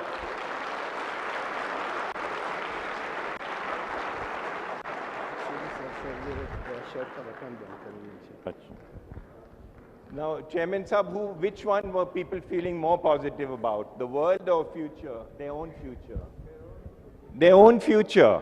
Why is this? Every time you ask these 2 questions, everybody feels more positive about their future than the world's future. Why? I don't know the answer, but you can think about it. Maybe you'll come up with an answer. Okay, yesterday, Atiq Raza Saab talked about Moore's Law. Now, Moore's Law was written by, or came up, it's an empirical law which basically says that the number of transistors in an integrated circuit will double every 2 years. And then somebody came up with a corollary to that law that the price will halve. So what is happening, and now it feels like it may be flattening out, but what is happening in the world is that our capacity to create transistors has increased tremendously and will keep increasing. Now, if you look at, for example, 1969 was the first human moon landing. Do you all have a cell phone? How many of you have a cell phone with you? Almost everybody. Your cell phone is 1 million times more powerful than the computers that took the human beings to the moon. 1,000,000 times. And I can guarantee you that in 10 years, you will have a cell phone, or you probably won't need a cell phone, some other thing. It'll probably be glasses. That will be another 10 to 20 times more powerful than that. So in other words, in 10 years, you will have a device in your hand that is 20 million times more powerful than the computer that took human beings to the moon. Now, what is the difference between artificial intelligence and traditional software? Let us say that you are in a school, and the school has a rule that says, if you come before 9 o'clock, let the student in at 9 o'clock, close the gate. Software is running that rule. So you scan your card if it's 9 o'clock and your identity is correct, you're let in. That is software. But what artificial intelligence is, that if you come in at 9:05 and you say, Meri walda bimar thi, should we let that guy in? Artificial intelligence will think. Artificial intelligence will start thinking, maybe there should be some exceptions to this rule. What kind of rule exception should they? Chale, agar walda bimar hai, to unko aane dein. Magar then they find कि अगले दिन 400 बच्चे आ जाते हैं जिनकी वालदा बीमार हैं. तो artificial intelligence may say, let's look at this problem in a deeper way. So very big difference between software and artificial intelligence. Artificial intelligence is the artificial capacity to think. And yesterday we came across the term singularity. In other words, we will soon come to a point when artificial intelligence is doing better and more sophisticated thinking than human beings in many, many, many fields of life. Think about chess. Now, chess, there are more game patterns in chess than there are atoms in the universe. There is another game, Chinese. Of course, the Chinese have to invent the most complicated game in the world, called Go. Go has 300 times more play options than chess. So it's a much more complicated game. Now, in the late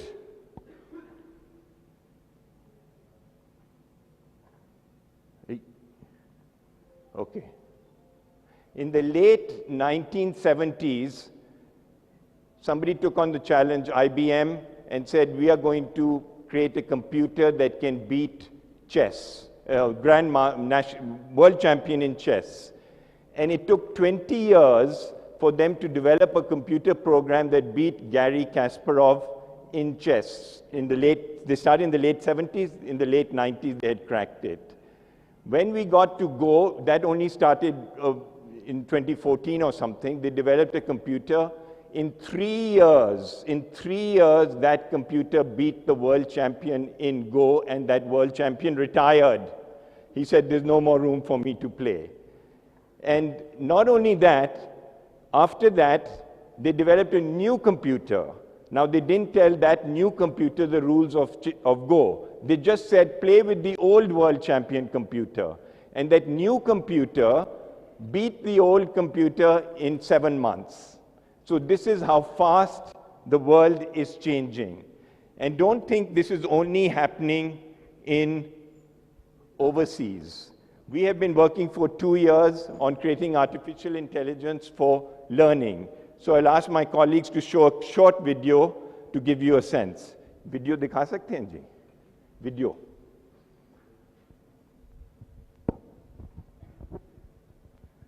So we call it Padhai Buddy. Your friend from the future is here. Right now it's only grade 6 to 10 math, but this will change.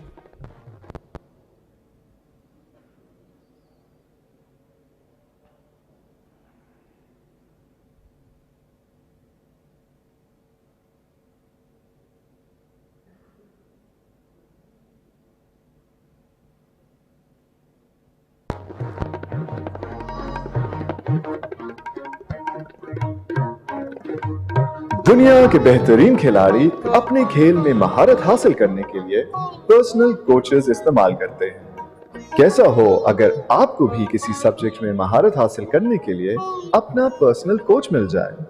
हम लाए हैं पढ़ाई बडी, आपका अपना personal learning coach. पढ़ाई बडी पाकिस्तान का पहला artificial intelligence personal learning coach है।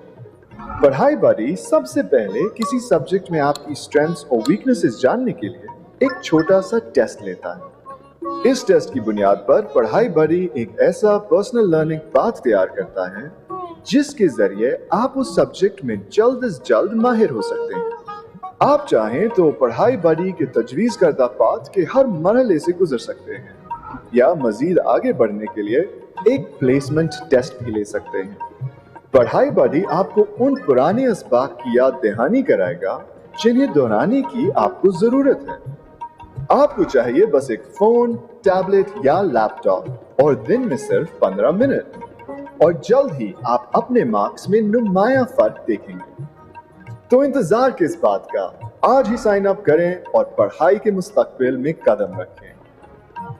मेरे भाइयों और फ्यूचर ऑफ पढ़ाई, एआई। ये जो एआई है, ये जो ऑटोमेशन है, उसकी बात करेंगे। ये बाहर की मुल्कों की नहीं है, ये पाकिस्तान में भी है। ये आ गया है। आपके जो बच्चे, आपके जो भाई बहन हैं, वो एक फर्क किस्म से पढ़ेंगे जैसे आपने पढ़ा है। There is a qualitative difference in how we will study and work in the world.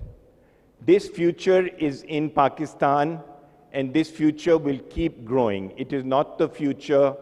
We have arrived into the 21st century. Now, let us think about automation. What is automation? This is I like this picture because it shows a guy working on a factory floor. But what is he doing? He's fixing or programming a robot. So the job of putting things on a factory line and cutting and pasting, the robot is doing. His job is much more sophisticated. It is tuning up the robot, programming it, whatever. So more and more AI and automation is coming into the world. And like I said, it is here already and it will keep growing. Third is bioengineering. As you know, we can already splice genes. We can this will soon be starting to apply to make human beings with different kinds of genetic structures than what they were born or what they were in their wombs. So these three things working together, AI, automation, and bioengineering, will very, very, very quickly create a new world. And if we think about two particular aspects of this, one is mass customization manufacturing. Tomorrow, you will have factories back in America. We don't need to make clothes in Bangladesh anymore. You just put into your computer how big the shirt should be, what materials you use, and the factory will make a specific product for you right there and then. The whole industry that we are saying that we are behind in Bangladesh, because our exports are cotton yarn and not finished goods, that whole industry will disappear in 20 years, gone. So if you're trying to become like Bangladesh, it's too late. Move on, let's move on. The second thing is vertical food production. Now I live in Singapore. Singapore is smaller than the size of Islamabad. When Singapore got independence in 1965, 18 years after Pakistan, their per capita income was a little bit more than Pakistan. Today, their per capita income, we are at $1,500, they're at about $60,000. And they have made a promise to themselves, which I know Singapore, they will keep. And it's 30%, 30 in 30. It's called 30 in 30. And what they mean is 30% of our food will, अभी तो उधर अंडे भी नहीं हैं, जो अंडे हैं, दूध है, वो बाहर से आते हैं, हर चीज़ बाहर से आती है खाने की. But they've made a promise to themselves that in 9 years, 30% of their food will be grown in Singapore. And they've started creating vertical factories where you can put any kind of plants, whatever you want to eat. Today you want to eat eggplant, eggplant aa jaye, eggplant ho jayega. Agar aapne chawal khane to chawal inshallah wo aage grow karenge. Food is becoming automated and factorized as well. Again, we talk about the agricultural revolution. Things are moving so quickly that maybe there won't be much need to export food anymore. Now I want to ask you a question. These are two waiters. We talked about AI and automation. Two people. One is a blue-collar worker. He's a waiter. He looks like that guy from, what TV series is it? Game of Thrones, but he's not. He's a Pakistani guy. And the other is a clerk. He's a white-collar worker. This guy is a waiter. He cleans tables. He brings food. He takes orders. Customers are unhappy. He deals with them. The other is a clerk. He does data entry, checks some ledgers, makes an invoice, that kind of thing. Whose job is more threatened by the future? The waiter or the clerk? Clerk is white collar, waiter is blue collar. So first, raise your hands. Whose job is waiter? Who thinks the waiter's job is more threatened? Nobody. Who thinks the clerk's job is more threatened? Very good, very good. Why is the clerk's job more threatened than the waiter's job? Sorry? Very good answer. It's because it's more easy to automate. You think what the waiter is doing. कभी लोग उससे नाराज हैं, उनको खुश रखना पड़ता है, कभी कोई चीज़ को उठाना पड़ता है, कभी कोई चीज़ को साफ करना पड़ता है. It needs automation, it's not just AI. Clerk का तो job बहुत आसानी से चला जाएगा. Okay, let me give you a second case. Nurse, blue collar, earns very little money. General practitioner, doctor, white collar, 7 साल उसने पढ़ा है. वो क्या करते हैं? Diagnosis करते हैं, prescriptions देते हैं, कुछ test करा लेते हैं. Whose job is more threatened? The nurse or the doctor? Doctor. So, how strange that is. We have all been sitting here, डिग्रियां कर रहे हैं, हम पढ़ रहे हैं, मगर हम शायद वेटर होते तो बेहतर होती हमारी जॉब सिक्योरिटी में. तो ये हो रहा क्या है? So, the thinking, the conventional thinking, and when I started researching this, I was surprised because my thinking was this too, that blue-collar jobs will disappear faster than white-collar jobs. But it's not the case. Your jobs, your future is more threatened than the waiter or the nurse. And the reason is, it's not blue versus white. It's predictable versus unpredictable. जो doctor का जो diagnostic काम होता है वो बहुत predictable होता है. वो डायग्नोसिस करते हैं, हिस्ट्री को देखते हैं, looks at other cases, but artificial intelligence, if the doctor sees 1,000 cases, artificial intelligence engine is seeing 10 million cases and retaining it all in its computer and giving a prescription and a diagnostic. So it's a more predictable workflow than the nurse who has to take care of somebody's dying, somebody's unwell, wetting the bed, 100 different things. So predictable versus unpredictable. So I want to ask yourself a question. Are you doing something that is predictable or unpredictable? I'll come to questions later. When you give an answer to the question, is your answer predictable or unpredictable? And if your answers are predictable, you should be worried. Okay, so now we look at what is getting, so predictable physical work is the most likely to get eliminated. So the factory worker who's doing cut press, cut press, cut press every day, he will be gone. But also data collection, data processing will be gone. So the less predictable your work is, or more management or applying expertise, which Atiq Raza talked about, Syed Ahmed talked about, getting to that level of expertise is absolutely essential for the future. Now, we keep thinking about big data and analytics and all these kinds of things. मगर आप computer science तो ज़्यादा इधर नहीं पढ़ते, right? Very few. But look at this list. These are jobs of the future and jobs that are declining. I put red dots against jobs that are non-programming jobs. For example, AI and machine learning specialists. I now design artificial intelligence solutions, but I'm not a programmer. I'm a lawyer. I don't know anything about programming. General operations managers, management, sales and marketing, digital transformation. How do you take a university and bring it into the digital age, like Dr. Nadeem ul Haq is doing with 130 webinars. So congratulations to you, Dr. Saib. You are bringing Pied into the 21st century.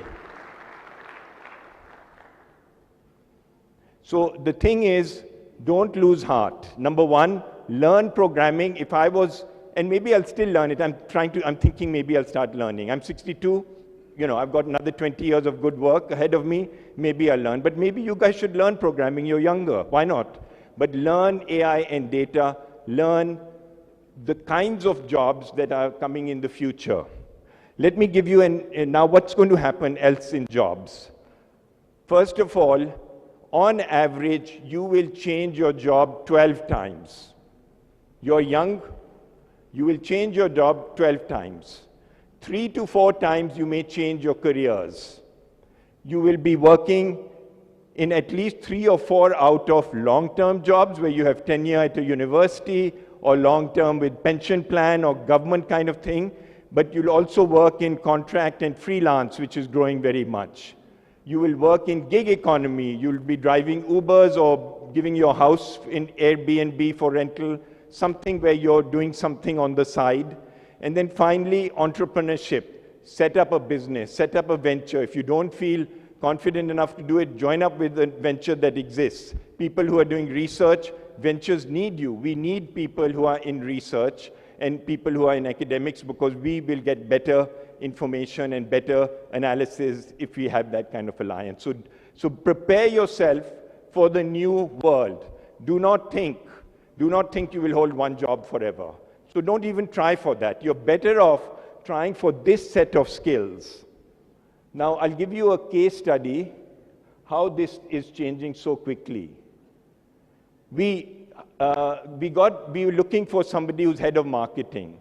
So we got a guy, he had 20 years experience managing big teams.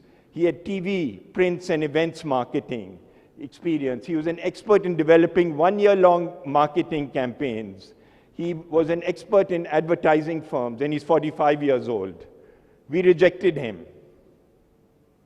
Then we had an interview with a 27-year-old woman, 4 years experience, but she had led marketing in a startup. She knew about social media. She knew about digital marketing. In other words, she was the Nadeem ul Haq of the 20 age group. And we made her an offer. Unfortunately, she rejected us. But this is where the world is going, that if you want to work in the most innovative companies, if you want to get hired by Google, you can. Ye jo research ka question hai, ask, what will it take for Google to hire me? Today, they don't even want a degree from anyone. They don't want a degree. They want to know your skills and how you think and what your motivation levels are. Now, let's take a quick look at what's going to happen in the world. Basic labor. Let's talk about exports. Pakistan has 2 basic kinds of labor exports in the labor category. One is construction, and the other is automobile driving, taxi drivers. About 1.5 million people go out from Pakistan every year for this kind of job, or they're living there. What's going to happen in 10 years to all the taxi drivers, or indeed to the 2 million people who drive vehicles in Pakistan? What's going to happen to their job?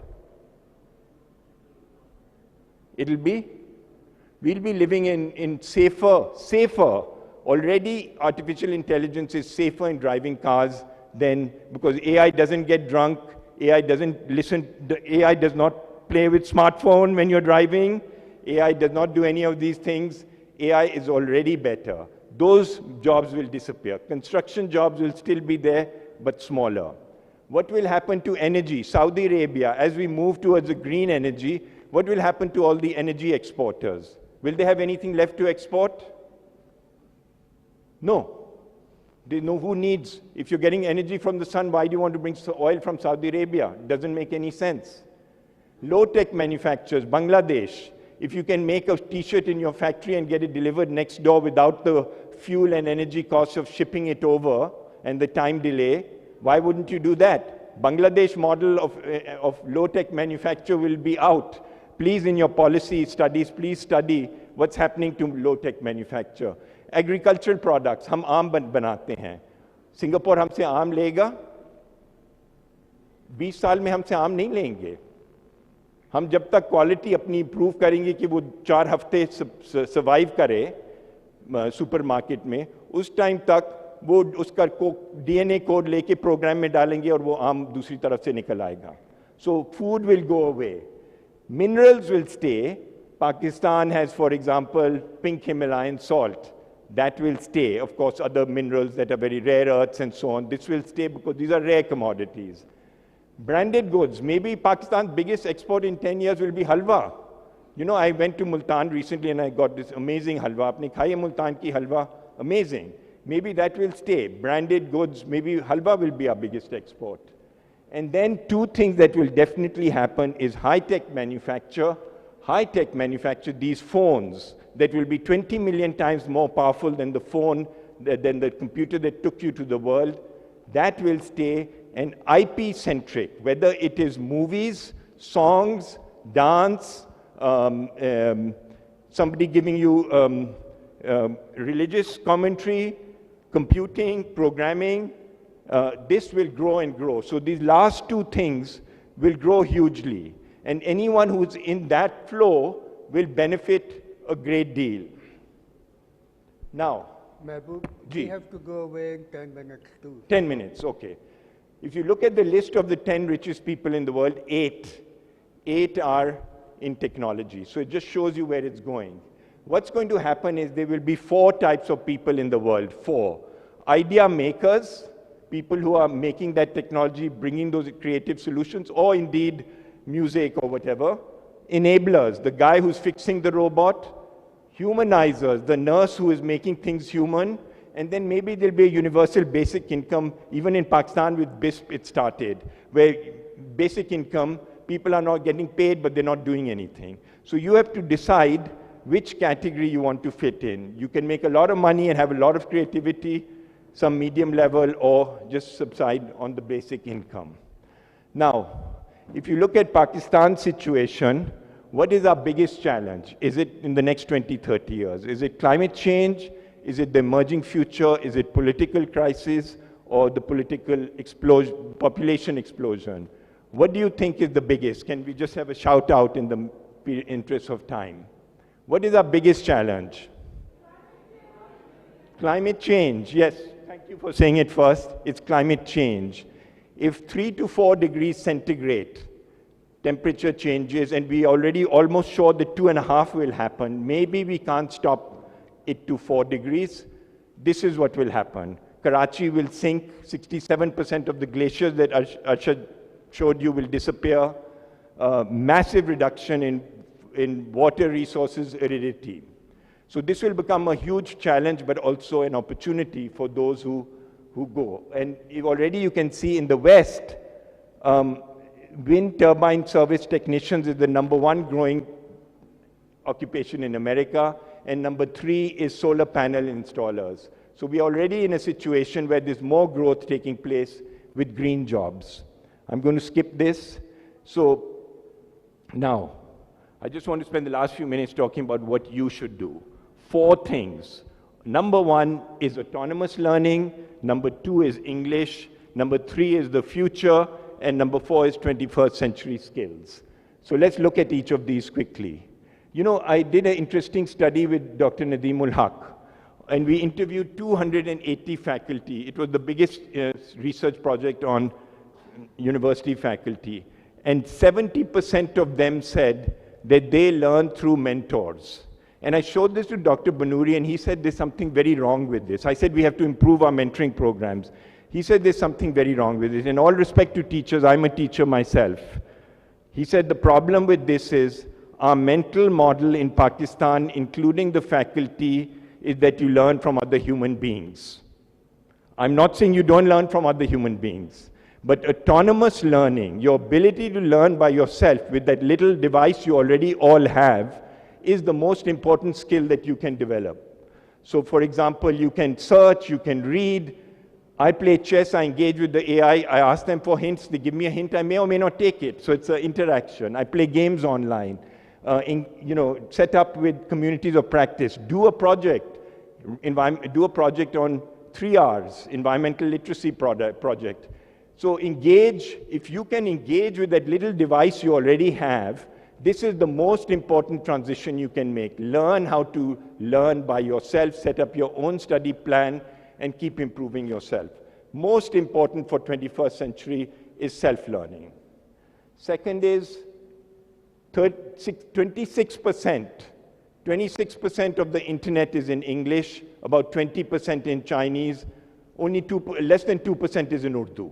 So if you don't know English or maybe Chinese, you're frozen out. So please take this seriously. I love Urdu, I'm not so good at it, but I'm trying to improve. It's our great national language. It has great wealth. But if you want to become a participating member in the future, you have to improve your English skills. You don't get research projects if you don't write well, you won't know how to search, and so on. English learning is the if you do nothing else in school, if you don't learn anything in economics, anything in software programming, you just learn English, your income level will be higher than anyone who does anything else on average. This is a statistic that British Council came up with. Obviously, they have a stake in it. The next thing is the future. Nostradamus, we still talk about Nostradamus, that he was looking at the future. Then Alvin Toffler came around in the 50s and 60s looking at the future. But now, telling the future is absolutely central part to what everybody needs to do. There's a saying that those who do not learn from the past are condemned to repeat it. Yes, we must learn from history. But I would say those who do not study the future are condemned to miss out on it. Things are changing so fast. We have a game. Please play it. Please pay attention to the future, because the future of the world is your future. We don't want you to become a general practitioner and then say कि मैंने इतने पैसे ज़ाया कर दिया और मेरी job चली गई है. Next is आपका जॉब भी जाने वाला है. मेरी भी जॉब बिल्कुल सही है, मेरी भी जानी चाहिए, because I'm a teacher. You don't need. I can put this on the web. Next is what is 21st century learning? Communication, बात करना, collaboration, साथ काम करना. So communication is blue sky, it's early stage. Collaboration is deeper. You're working together through communication. Critical thinking, asking questions, problem solving, actually taking those questions and solving problems. Creativity, coming up with great ideas, innovation, driving them to products and services. So this is the next paradigm that we need to master. And so my final remark is, take your learning in your own hands. At the beginning of this, I asked you, why do you believe that the world is going in a good place, or you are going in a good place? You believed in yourself. MashaAllah, that's great. Believe in yourself, but please use this device well. Use this device well. Do not rely on all these teachers. Do not rely on these universities. I'm not saying they can't help you. They will help you. But the power you have in your hands and your heart, universities and degrees and teachers cannot replicate that. So take your destiny in your own hands and keep your smartphone on, and don't watch too many, bekar videos.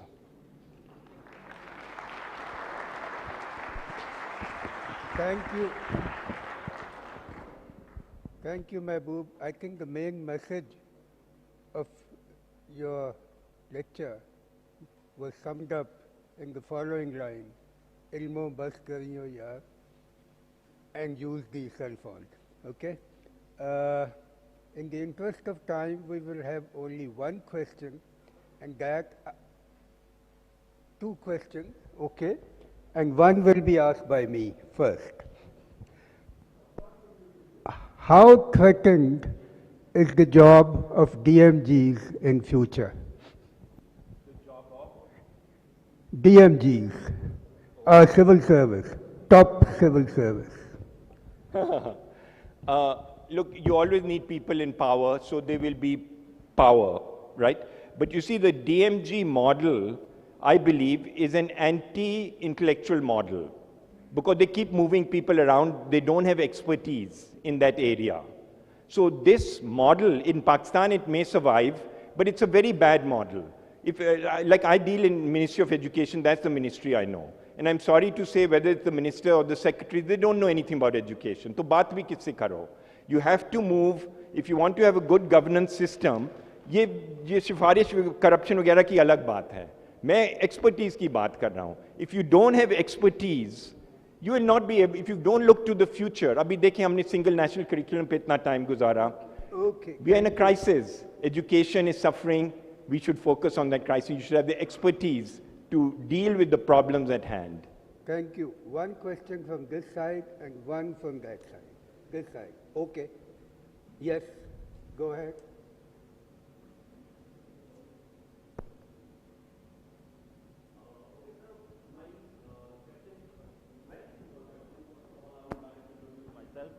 I'm a PhD scholar, and I want to ask one thing that so we go over supervisor and we ask them, sir, they usually said in Punjabi, "Putar ki ho jaate tu? Beta pareshan kyun?" So we say, sir, that oh come on here, ek gale lagman jaffi pa, you will feel comfortable. This kind of all this stuff can be replicated by our phone. One thing. And my second question is a very simple question, that we are talking about the structural unemployment that you have predicted in the future. All our stakeholders, do we have any comprehensive policy to deal with upcoming structural unemployment caused by all these AIs? Thank you so much.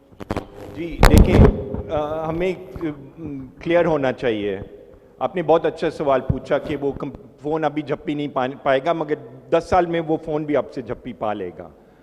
मगर जो role of the teacher है, the human teacher, is to give you inspiration, झप्पी, ask, set your agenda, tell you where to go, how to improve what you're doing, add value, high-end value to your direction.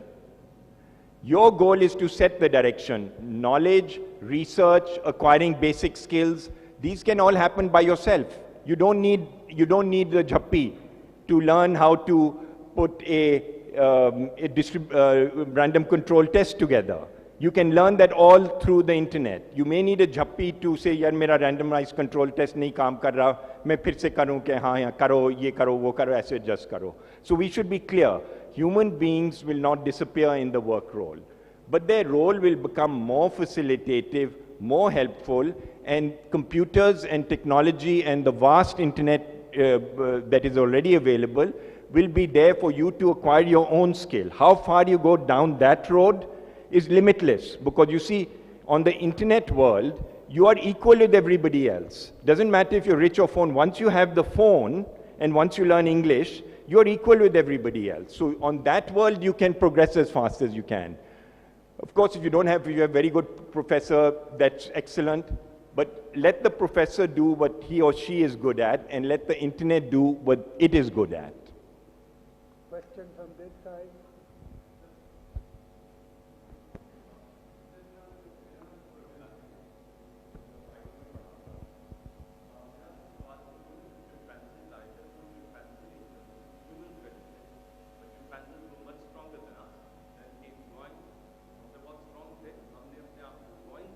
था, मगर हम इंसान रहे थे. और Michio काकू जिनका आपने तस्वीर दिखाई, वो भी ये कहते हैं कि आर्टिफिशियल इंटेलिजेंस एक अजम्पशन है हमारी कि इट इज़ मच इंटेलिजेंट. ऐसे ही जब टेलीफोन आया तो हमें लगा जहन टेलीफोन है, टेलीफोन स्ट्रांग हो जाएगा. इस बार जब लोकोमोटिव्स आए हमें लगा जहन लोकोमोटिव है, वो स्ट्रांग हो जाएगा. तो आर्टिफिशियल इंटेलिजेंस से सिर्फ उन लोगों को डर है जो दरख्त के अंदर फर्नीचर देखते हैं, साया नहीं देखते. तो मेरा ये ख्याल है कि artificial intelligence is the most one of the most things. जैसे हमने असला बनाया था और हम उस पर बड़ा कर बैठे थे. मैं कई नाम आपके सामने दोहरा देता हूँ. यफगानी का, ब्रेव न्यू वर्ल्ड वाले हग्सले का, जॉर्ज ऑरवेल का. किसी ने भी इसकी गुड साइड को अप्रिशिएट नहीं किया, बस एक यूटिलिटी बढ़ा देगा.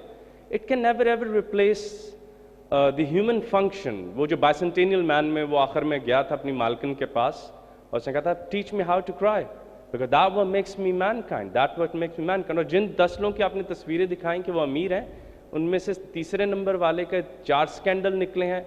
एक वो मार्स जिसको देख के बच्चे ख्वाब देखते थे, एक वो जो मार्स वाला जो है ना जिसको देख के बच्चे, जिस मार्स को देख के बच्चे ख्वाब देखते थे, वो वहाँ पे प्लॉट बेच रहा है. मतलब वर्ल्ड फूड प्रोग्राम ने कहा कि इतने पैसे दो गुर्बत ख़त्म हो जाएगी, तो वो दलील मांग रहा है. हालांकि मैं होता तो झूठा ही सही प्यार तो कर क्या के सारी दौलत ही दे देता कि यार भूख खत्म कर दे. तो ये मेरा सवाल है आपसे. आपका बहुत इंटरेस्टिंग सवाल है और मैं हर चीज़ से डिसएग्री करता हूँ और टाइम नहीं है उस पर जवाब देने का पूरा. मगर पहली बात, if your narrative is artificial intelligence और human, this is a stupid question because we already in a world. अब जब फ़ोन देखें, आप वीडियो देखते हैं, यूट्यूब पे जाते हैं, तो उसको वो आपको प्रॉम्प्ट कर रहा है, that's artificial intelligence, right? So we are already relying on artificial intelligence. तो ये एक हमारा रिश्ता बन गया है कंप्यूटिंग के साथ. तो इट्स नॉट आइदर और, it is how we learn and use that system. Like when I play chess, I don't take all the suggestions, I take some of them. Secondly, regarding ethics, artificial intelligence, look, ethics is also mental at the end of the day. For example, Michael Sandel is a professor at Harvard. He gives a very famous lecture, which is the best attended lecture at Harvard, where he says there's a train running down the track, and there's one person who is in the track. And there are 5 people in the train, do you divert the train to save that one person's life? Everybody says no. Then they say, what if that one person was a mother, as if, he keeps doing the permutations. So the point is, when you train a car, that you should drive over if one person is there, but not 5 people, or mother, or this thing, or that thing. You have to program the engine because there are ethics involved. But so we have to think about our ethics more seriously. It's not that we are ethical and artificial intelligence is not ethical. It's how we engage with artificial intelligence to make it more ethical and become clearer in our own ethical thinking as well. Third thing about these rich guys and all, look, I don't care if they're rich. My point was wealth is an indicator of where the world is headed. Whether they were good or bad, and certainly we should, if there was a nationalist argument here that ye log American hai aur ye kharab hai, I don't buy that. We have many bad people in this country, we have many good people in the country, and many successful people are good or bad. The point is, what have they achieved? And my question to you is, what will you achieve? Use the tools you have, use human ethics, use human relations, but also use this amazing force that is coming out, and if you don't use it, you will suffer. Trotsky once said, you may, the Leninist, Trotsky said, you may not be interested in the dialectic, but the dialectic is interested in you. In other words, the forces of history are interested in you. And I'd like to paraphrase that and saying, you may not be interested in artificial intelligence and automation, but artificial intelligence and automation is interested in you. And either you have to help it, use it, and grow, or take universal basic income. Thank you, Mahbub. Thank you very much for exciting all of us. And what better summing up by a chair than the request for tea?